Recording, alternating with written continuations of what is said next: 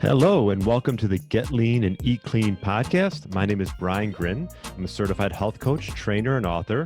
And this podcast is for middle-aged men and women looking to optimize their health and get their bodies back to what it once was 10 to 15 years ago. I will give you simple, actionable items to get long-term sustainable results. Thanks for listening and enjoy the show.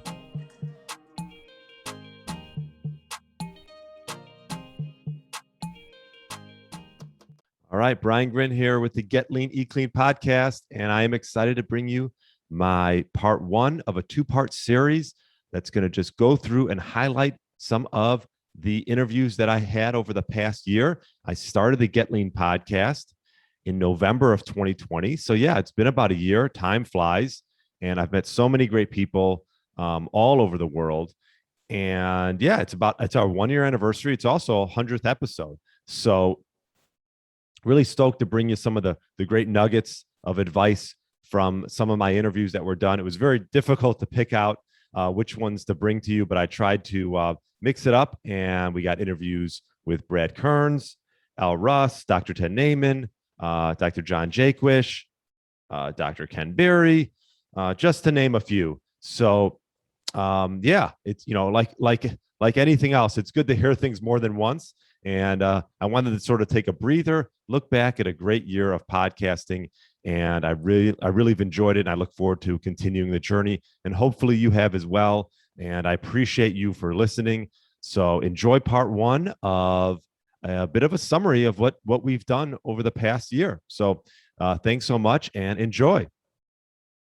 All right. Well, here is my interview with Dr. John Jaquish. He's the inventor of the X3, and we discuss why cardio is a waste of time and how it makes you actually hold on to fat as opposed to burn it. So I wanted to put this piece on because he touches on this in his book as well, and I thought it would be informative to hear it from himself. So this was episode 12 with Dr. John Jaquish. Enjoy. Let's talk. Well, let's hit on cardio. I will say this: I've never been a big cardio fan. So I've never been a big runner. If I do stuff that's just maybe a little different, I've done Muay Thai for years and years and years, which I love because I'm just not a runner. Maybe talk about a little bit about I know you mentioned in your book regarding cardio and how it stimulates cortisol and things like that, and how for most people, let's just say chronic cardio is a waste of time, especially if you want to have fat loss. So if you want to be a great runner, you got to run. But that's not why most people do cardio. They do cardio because they think they're going to lose weight from it. They're going to drop body fat. And it is the opposite of what is happening. Your body is actually preserving your body fat and sacrificing muscle when you do cardio. So you actually lose muscle and you protect your body fat. So you stay as fat as possible, as long as possible. Who wants that? I mean, like that's not the, and there's 40 years of research. Like if you talk to any sports scientist, they'll be like, oh yeah, of course, like cardio, don't do that. Right. But then, we'll say, well, why does the fitness industry recommend it still? They'll start laughing and they'll be like, oh, the fitness industry is just because they want to sell treadmills. They want to sell treadmills. The equipment manufacturers want to sell treadmills. The gyms just want to give people what they think they want. Because if you go to sign up at a gym and they go, we do it differently because we want you to get results, and everything you thought was the right thing for fitness isn't, nobody would sign up at that gym because people aren't there to learn. Right. They're there to do something, which they have a preconceived idea. So it's really hard to break that model in people's heads and say, no, everything you've been told is wrong. It's a tough sell. Yeah. And I always say, would you rather look like a marathon runner or the guys that are doing the 40-yard dash, like body wise, it's not even right. Not even close. And most people don't even have an idea. They think, oh no, runners have beautiful bodies. And then you tell them, Google marathon runner and hit Google images. Yeah. It's just, everyone looks like they're malnourished. All right. Well, this was a highlight from one of my first interviews with Brad Kearns, actually my second overall interview for the Get Lean, Eat Clean podcast. And we touch on in this short clip the advantages of cold therapy, all the benefits around it, how it's a positive hormetic stressor for the body, and also contrast therapy and how you can go from hot to cold. And this can be beneficial as well. So Brad was a great guest. I actually had him on twice, and he's a New York Times bestseller, always pushing himself with track and field. And he was a former #3 ranked professional triathlete. So lots of great tips in the whole episode, but I just want to give you this short little highlight with myself and Brad Kearns. Enjoy. It's something special. It's known that the greatest protection from EMF is immersed in a body of water. So you got that going for you. Right, right. But I also like to do my cold exposure in Lake Tahoe in the season, which is, we're recording this in November. So for the next 6 months, the lake will count as cold therapy. In the summer, it's not cold enough for me to count it. So I make it a swim. And by the time I'm swimming for 10 minutes or 15 minutes, I'm getting a little chilly in the water in the mid 60s. But when you can get that, brief immersion, and cold conducts, it dissipates body heat 25 times faster than air. So that's why the cryotherapy chamber has to be like minus 200 and something degrees. But the water is much more efficient for something like this cold exposure. And again, you're not trying to put yourself into discomfort or into distress. You're just getting a therapeutic exposure to cold, and your body responds with this tremendous hormonal, called a hormetic stressor. And it's kind of the thing that we're missing out on these days in modern life, because everything's so comfortable and convenient. And, fasting is another hormetic stressor, where you're putting your body under the stress of starving your cells of energy, forcing them to, manufacture or gain energy internally through burning body fat or making ketones. A high intensity workout is also another form of stress that gives a positive net benefit. And so that's what the cold exposure category qualifies as well. Same with sauna, and the benefits of doing hot therapy and cold therapy are quite similar.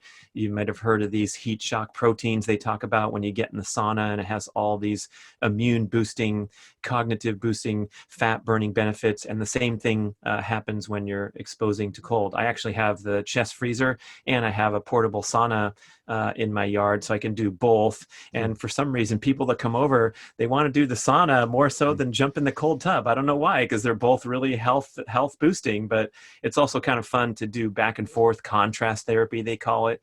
And just what you're doing is putting your body under, a mild and short duration form of stress, and that's where you get the positive health benefits. So if I were to try to sit in the cold tub for an hour, they would probably have to pull me out and take me to the emergency room, right? So it's stupid to do things that are extreme and too stressful. Same with staying in the sauna for too long, but you're kind of finding that sweet spot where you're putting the body under a bit of stress and the body responds, just like lifting a weight or sprinting or anything else.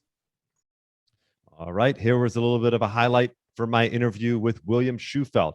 William is an actor. He was a Power Ranger and a rapper, an author, a co-author of the PE Diet with Dr. Ted Naiman. Also had a 21-day carnivore shred challenge. And William was a great guest. This was episode 6. And I actually highlighted his tip about getting your body back to what it once was. And he touched on intermittent fasting, training, and eating correctly, along with mindset and goals. So enjoy my quick tidbit with William Shewfelt. I think you'll get a lot out of it. So if you're middle-aged, let's say you're in your 40s, 50s, and you want to get your body and your mindset back to where it was, I would give like a few really, really simple recommendations. So the first one would be implement some intermittent fasting. Implement some style of training that you can do on a daily basis. You don't have to be going crazy on a daily basis, but there's something mentally about kind of checking in with that training every single day. It's going to keep your body limber. It's going to help with mobility. And if you're training daily, then you'll have time kind of for all the different aspects you need. The strength training, the stretching, if you want to do some cardio, core work.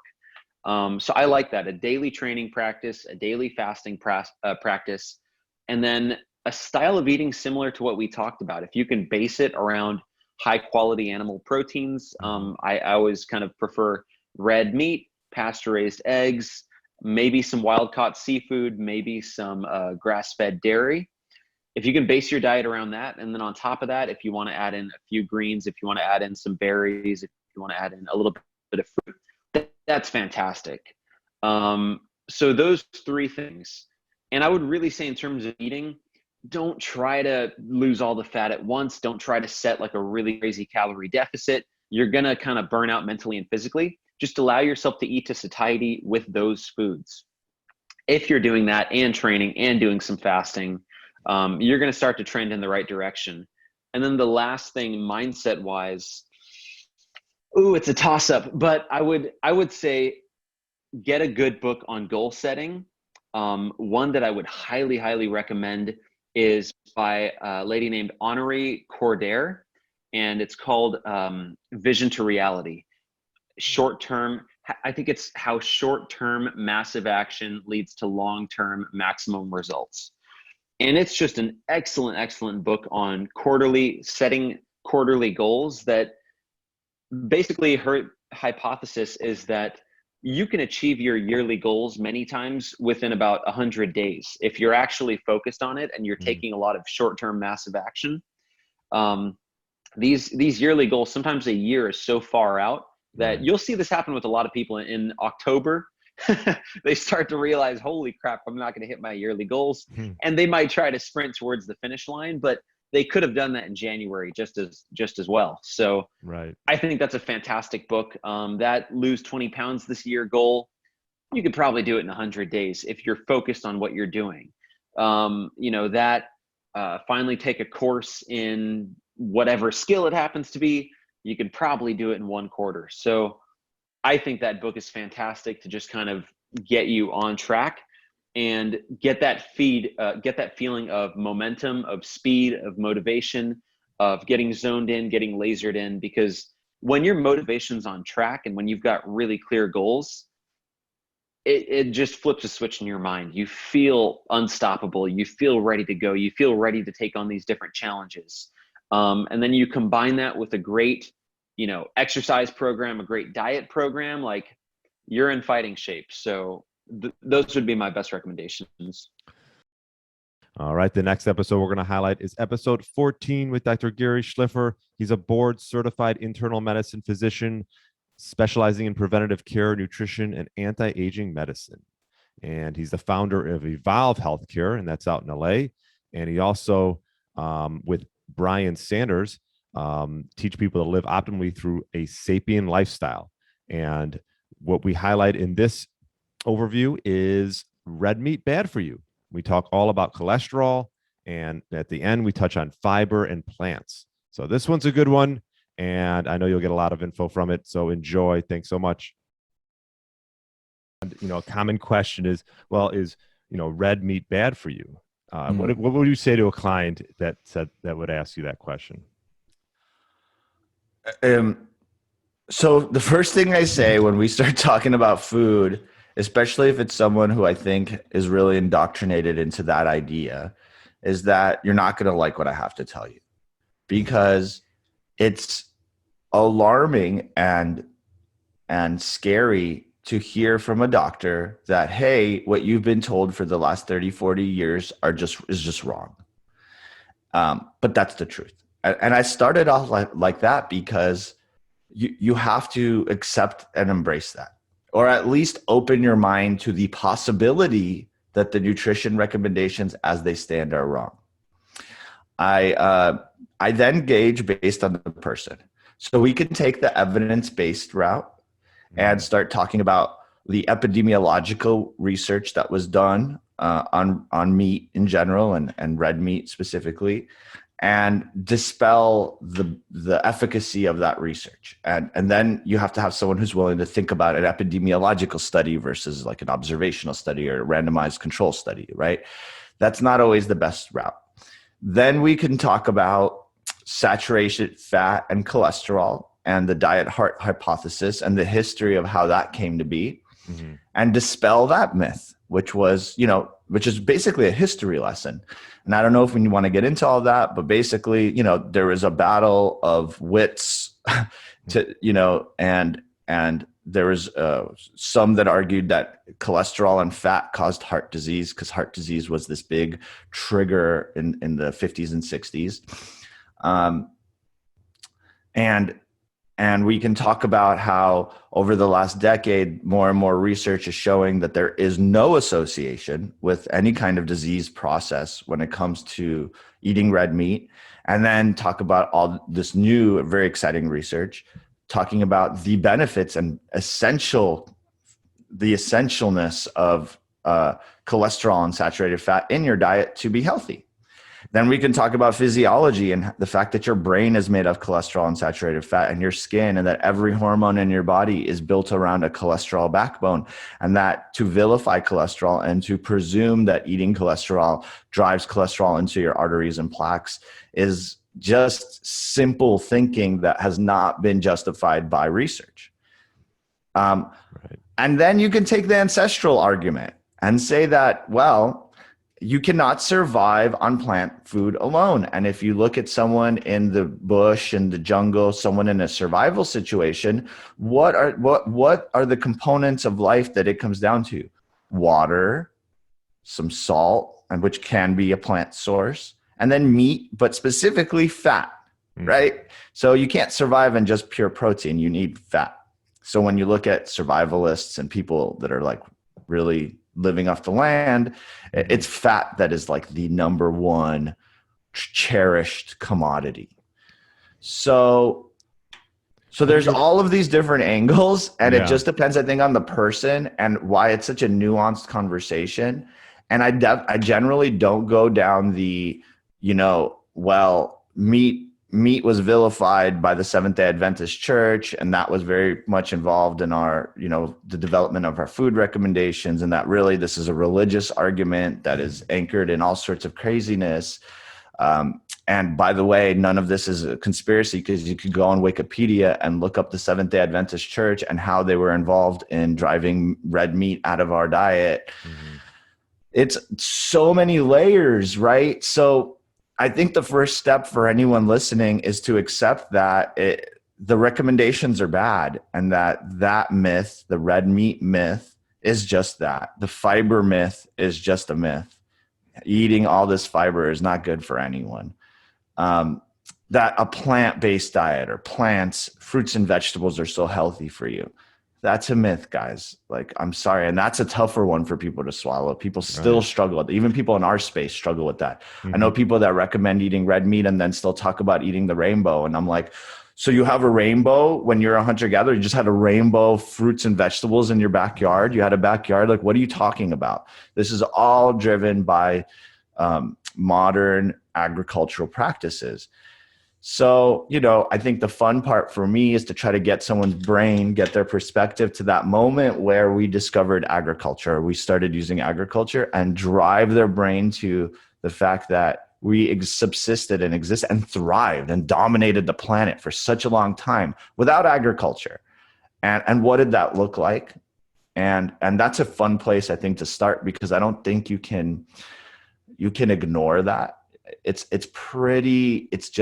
common knowledge. I mean, again, if you don't believe in evolution, I suppose, then that's a whole different conversation, but I've never faced that issue. Mm-hmm. So that's kind of the different angles I take. Mm-hmm. All right. Next is episode 42. And my interview was with author and podcast host Jen Stevens. And she's the author of Delay, Don't Deny, Feast Without Fear, and Fast, Feast, Repeat. I think she has another book coming out as well. So I'm going to probably get her back on the podcast, but I really like the way she talks about having a clean fast. As you know, we talk a lot about fasting on my podcast, and I thought this would be pretty relevant. So she goes into what her definition of the clean fast is and why. So enjoy, and thanks so much. I was looking a little bit through your website, and you talk a lot about a clean fast. Right. Why don't we talk a little bit about, because people are like, oh, can I have this? Can I have that? I just did a podcast on, does coffee break a fast? And I know you're having your coffee right here. I am. Well, how would you describe a clean fast? Well, I have actually 2 chapters on this in Fast, Feast, Repeat, because that's how important it is. The first one is, why we fast clean. And I talk about, we have 3 fasting goals, and I'll get into that. Mm-hmm. And then the second clean fasting chapter is, what you can have during the fast and why. So I'll answer that part first. What you can have during the fast: plain water, black coffee, nothing added, plain tea. And I'm not talking about, those fancy herbal teas that are like, apple cinnamon delight. Avoid those. You don't want anything that tastes like food or sweetness or fruity. Sparkling water is fine as long as it's not flavored. So stick to very basic things like that: black coffee, plain tea, plain water, plain sparkling water. Now let's talk about why. We have 3 fasting goals. And when you know what the fasting goals are, you can understand why it's important to fast clean. The first one is you want to keep your insulin low. We talked about hyperinsulinemia is a problem. Insulin is not bad. We have to have it. You don't want to have high levels of circulating insulin all the time. It's linked to so many negative health outcomes. I didn't even really realize how many until when I was writing Fast, Feast, Repeat. I came across a research paper on hyperinsulinemia, and it listed all the things that were associated with having chronic high levels of insulin. So this is so important for all of us. So you want to avoid anything that is going to trick your body into thinking food is coming. Right. So for example, diet sodas, they're 0 calories. So we are like, well, it's 0 calories. Nothing's happening. It has a 0 effect. Well, it might have 0 caloric effect, but it has effects in the body because you taste it, your brain says, ooh, sweetness is coming in. Our brains don't understand 0 calorie sweeteners. Right. Our brains have developed with, when you're eating something sweet, it's honey or it's an apple or it's an orange. And so you've got, sugary sweetness coming in. And so we have the cephalic phase insulin response, and our pancreas pumps out some insulin to deal with this hit of sugar that your body knows is coming in, except that it's not, because you're having, something with 0 calories. So that leads to some metabolic confusion, and it keeps your insulin high. Mm-hmm. And, if you keep that insulin high, you eventually will develop insulin resistance. All sorts of problems come along with that. So that's why we avoid anything food flavored. Even something like apple cider vinegar. I've experimented with that. My body thinks the food's coming in when I get a mug of hot water and put some apple cider vinegar in it. That's my body's like, whoop, we're having apple cider vinegar. This is delicious. So you want to avoid anything that is delicious and food-like during the fast. Keep your insulin low. The second fasting goal is we want to tap into our stored fat for fuel. So we do that by not adding fat into our coffee cup. Don't put in the butter, the MCT oil, because that's a huge source of energy. Yes, if you take exogenous ketones or chug MCT oil, your body will either have the ketones from the exogenous ketones or make ketones out of the MCT oil. But what it's not doing is making them from your stored fat. So our goal is not to have ketones, and our goal is to make them. Right. So you only make them when you have to tap into your own fat stores for fuel. It's really amazing. I went through all that too, putting stuff in my coffee, all the oils, the butters, whatever. It really does, at first it might feel satisfying, but over time it makes you hungrier. So I challenge everybody to try without it. The third fasting goal is we want to have increased autophagy. Autophagy is our body's upcycling and recycling system. I mean, it happens naturally, but it happens when you're not digesting and eating. So, if you're the person who puts your feet on the floor and starts eating and drinking all day long, like we've been trained to do in modern society, your body never has time to rest and clean and repair, and autophagy, isn't really happening. So we want to fast and have our bodies have time to, we're not digesting, we're not eating. So our bodies have time to go in and rummage around and clean things up. Mm-hmm. Well, we do that by not taking in protein during the fast. So bone broth, for example, would not be something you would want to have. It sounds fun, a bone broth fast, right? We've heard of them, but you're not actually fasting. That's a source of nutrients. It's a source of protein. and your body is not going to need to rummage around, for the junky proteins when you're taking in a source yourself. So avoid things like that. All right. The next episode I'm going to highlight is episode 24 with Dr. Ken Berry. He's a family physician in Camden, Tennessee. He also is the author of the best-selling book, Lies My Doctor Told Me. And in this highlight, we discuss his one tip to get your body back to what it once was. And he talks all about keto and carnivore and how it could really jumpstart your health. So enjoy this one, and thanks so much.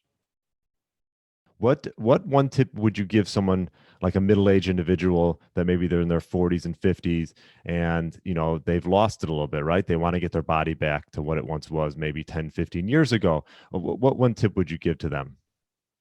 Yeah, the one thing I would say to them is that I was in your shoes. Hundreds of thousands of people were in your shoes, and they now no longer live like that. And with those complications, there is hope there. And the hope does not lie in a handful of prescription medications or a handful of supplements either. The hope lies in eating a proper human diet. When I first started recommending keto years ago to my patients, it was as a temporary weight loss hack. I didn't think it was helpful for anything else. I didn't think it would, maybe not even safe for long term. But now, through the years of study, I have come to the conclusion that a very low carbohydrate diet full of fatty meat, and I think there's a spectrum. It can be low carb, it can be keto, ketovore, carnivore, it can be strict carnivore or lazy carnivore, whatever. That spectrum is the proper human diet for all human beings on this planet of any age with any medical condition whatsoever. There is, and I think it's quickly becoming inarguable, but there's hope for you. You don't have to be morbidly obese the rest of your life. You don't have to have this list of chronic medical problems that keep getting worse. You don't have to keep taking more and more and more prescription medication. There is hope, and the hope is in your hands. There's no gatekeeper. That's the other beautiful thing I love about this, is you don't even have to go to a doctor to tap into this super powerful, super ancient healing technology. Your body's already got it built in. Now all you've got to do is just feed it the proper food, and things will start to go back to normal. Inflammation will start to decrease. Arthritis that you thought you were crippled with for the rest of your life will start to almost magically get less severe. Bowel complaints, skin complaints, mental health. We've had so many thousand people say, as long as I eat keto or carnivore, my OCD it literally doesn't bother me. My depression, my anxiety, my ADD, just so much better when I eat what Dr. Berry calls a proper human diet. And so the question then becomes, are all these diseases, these epidemics of chronic diseases, are they the inheritance of modern humans? That's just what we're stuck with? Or are they being induced and produced by the diet we're being told to eat? All right. Well, here's a short highlight from episode 4 and my interview with Elle Russ. She is a best-selling author and speaker and coach, and she wrote the book, The Paleothyroid Solution, along with Confident as F-U-C-K, and also has a manifestation journal. And in this short highlight, we talk about what her take on confidence is and how important it is anywhere you are, obviously in work, in the bedroom, and in getting healthy. So I thought this was a relevant short highlight from the interview that you could take and apply it to your life. So thanks so much and enjoy. Confidence is not an anchored, fixed quality within you. It is the sum of the actions you think and it's the sum of the thoughts you think and the actions you take. So because everybody has the choice to change the thoughts and change their actions, everybody has access to this. It has to be built from within, but you have the ability to increase your confidence. And the reason you want it is because you don't get what you want in life without it. You have to speak up at every turn. I don't care if you're a stay-at-home mom, you're going to have to go talk to some shitty mom at the PTA meeting or stand up to a teacher or speak up for your kid. in business, everywhere, self-promotion, half the reason there's hundreds of interviews of me out there is because when I first wrote my book, I pounded the pavement and went out there and pimped myself out and sold myself. We are in a world of self-promotion. No one's really going to do it for you unless you hire a PR firm. So at the end of the day, you need confidence at every level. It's not about being a public speaker or some badass. Some of the quietest people are the most confident people I've ever met. So this is not about being a talkative extrovert. But it is about feeling good in your body and your mind and who you are everywhere you go. And that you have, if I had to define confidence as anything, I'd say it's a general sense that you will prevail either at a specific activity or in life in general. All right. The next episode I want to highlight is episode 34 with Drew Manning. And he is a New York Times bestselling author of Fit to Fat to Fit. And he, if you remember, he was the trainer who put on a bunch of weight and then lost it and put it on again and went and lost it again. I think he did it twice. So he discusses the importance of mindset and sort of the mental, emotional side of, putting on this weight and then being able to, or trying to lose it again. And I think it's something that, I think everyone has to have reasons why and sort of tap into that mental emotional part if they really want to lose the weight. It's just as important as the working out and the eating correctly and things like that. And so I thought this would be relevant, and Drew Manning does a good job of talking about that. So enjoy. This time around, getting in the shape, what would you say you said you learned stuff through the last 10 years that you're going to apply? What were some of the things that you learned and how are you going to apply them? That's a good question. So ever since my first journey of Fit to Fat to Fit, the biggest lessons I learned was how much of transformation is mental and emotional. And so as someone in the fitness industry, and which is an industry that focuses a lot on diet, exercise, like the new supplement, the new workout program, the new this or that, right.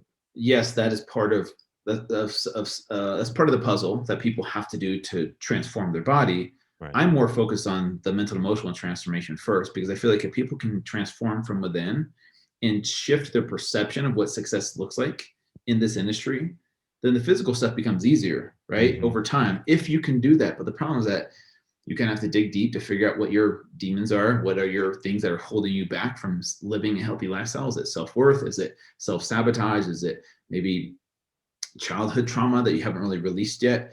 And you tend, because what happens is for most people, we gravitate towards food or other substances to distract us from dealing with that emotional pain. And so a lot of people gravitate towards food because it's legal, it's easy to buy, it's cheap, it tastes really good, and that becomes their vice. Other people might gravitate towards alcohol or drugs or porn or sex or movies, TV shows, social media.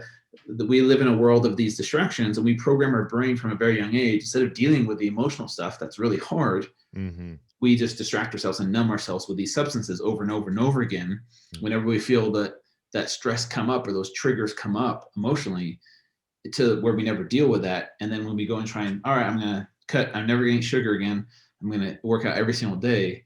We haven't really dealt with the stuff on the inside, because what's going to happen is we're going to have to use our willpower every single time to try and live a healthy lifestyle. And eventually you're going to get burnt out unless you're,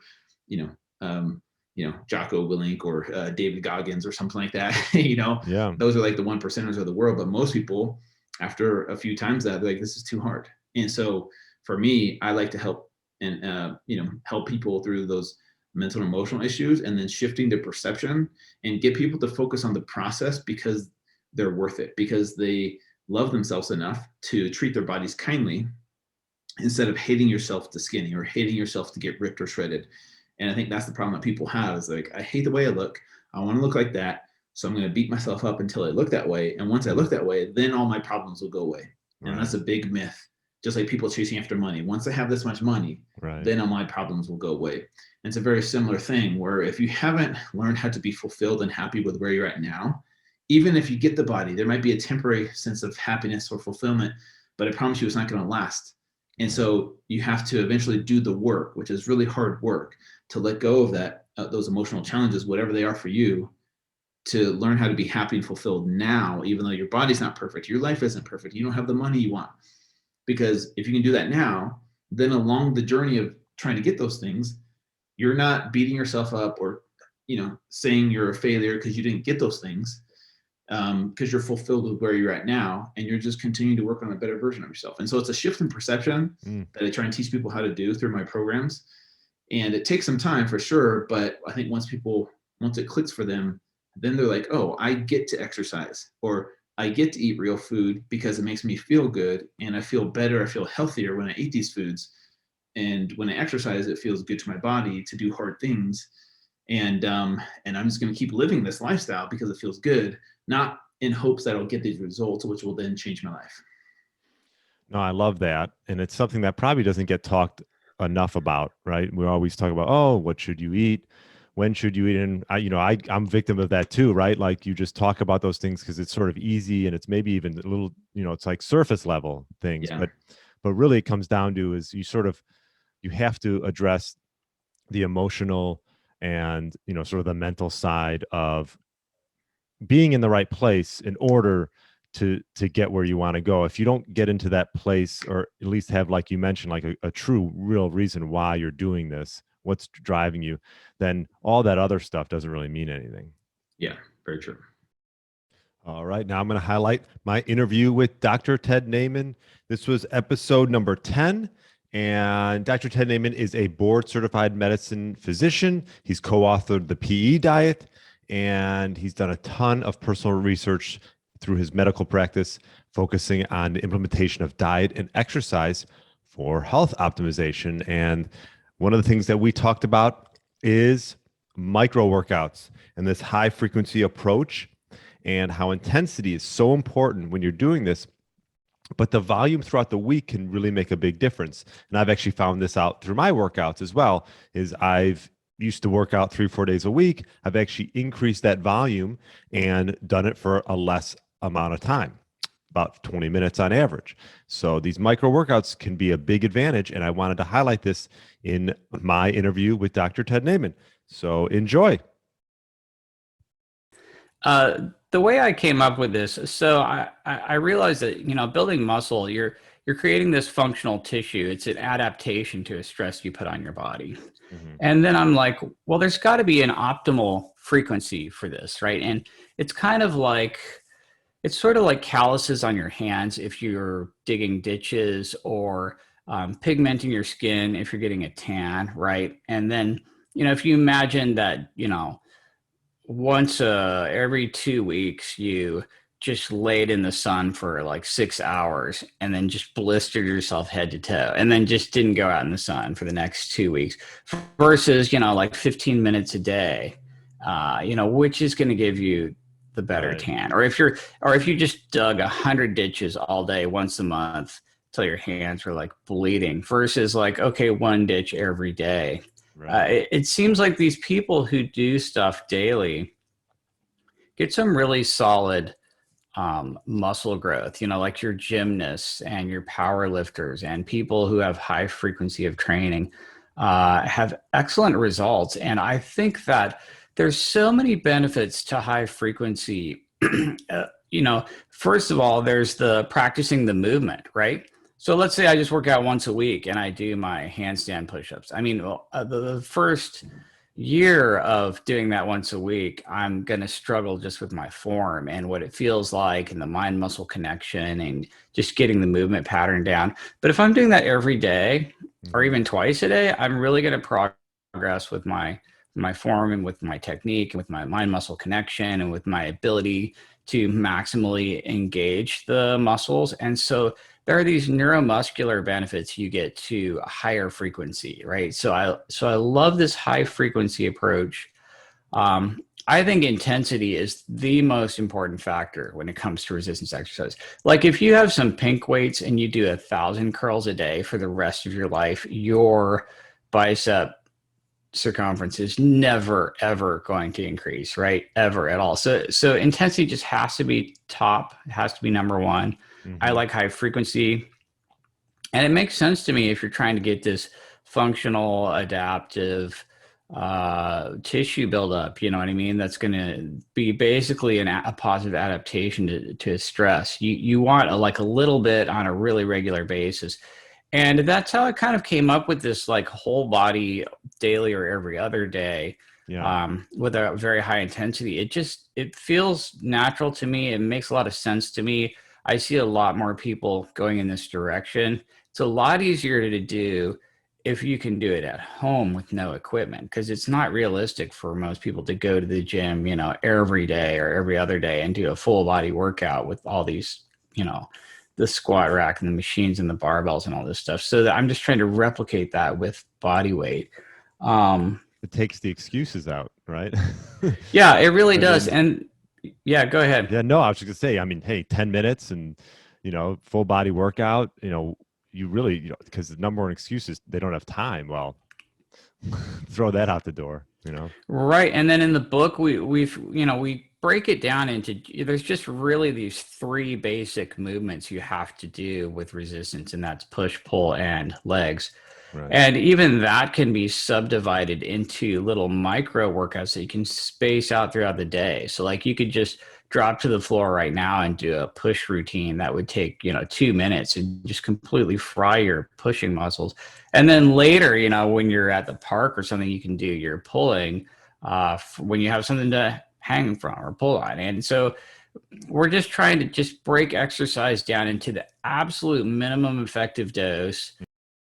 Right next is episode 44 with Dr. Shawn Baker.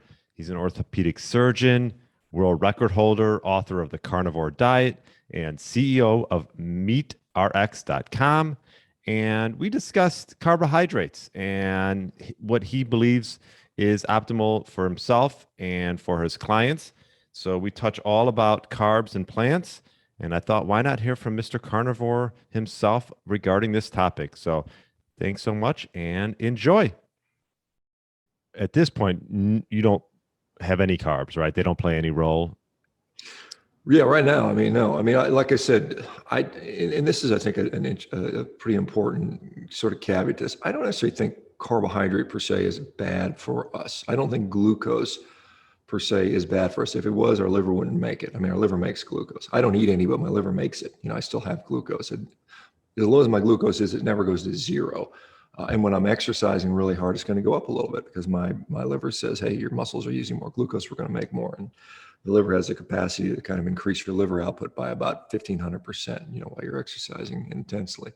Right. I think that, and so if I eat dairy, I'm going to get some carbohydrates. If I eat some eggs, there's going to be a small amount of carbohydrates. Meat generally doesn't have carbohydrates. Maybe liver might have a little bit, but so I'm not really concerned about that. Right. Now, there are foods that contain carbohydrates, mostly plant foods, that also have compounds that are maybe irritating to people. Some people don't do well with lectin. Some people don't do well with oxalates. Some people don't do well with, goitrogens and so on and so forth. And so I think those are the problems for many people. And we most people, they don't acutely bother them, but I think in the chronic setting over time, we see maybe this insidious development of chronic disease, and maybe due to some sort of these vegetables that we think are healthy, and maybe for some people certain vegetables just don't do it, and we don't want to recognize that or believe that that's a possibility. But I see it every single day over and over again. People eating a clean diet of meat and a little bit of vegetables, and they do better when they cut the vegetables out. So why is that? I mean, I can't explain any other reason other than they're perhaps irritating for certain people with certain conditions. All right. Well, there you have it. This was part 1 of a 2-part series going over just a summary of what I've discussed over the last year. Obviously, it's tough to fit it all into one episode. We're going to do one more coming up. And yeah, it's been a year of great interviews. Hopefully you enjoyed all the great tips from Brad, from Elle, from William Shewfelt, Dr. Ted Naiman, and beyond. And you can take those, help apply them in your life, and they help you live optimally. So again, it's not about being perfect and not taking every little tidbit that you hear from all these guests, because that'll just sort of drive you crazy. But pick a few things that work for you and that resonate, and it will definitely help you live more of an optimal, healthy lifestyle. So thanks so much for listening, and we will talk to you later. Thanks for listening to the Get Lean, Eat Clean podcast. I understand there are millions of other podcasts out there, and you've chosen to listen to mine, and I appreciate that. Check out the show notes at briangrin.com for everything that was mentioned in this episode. Feel free to subscribe to the podcast and share it with a friend or family member that's looking to get their body back to what it once was. Thanks again, and have a great day.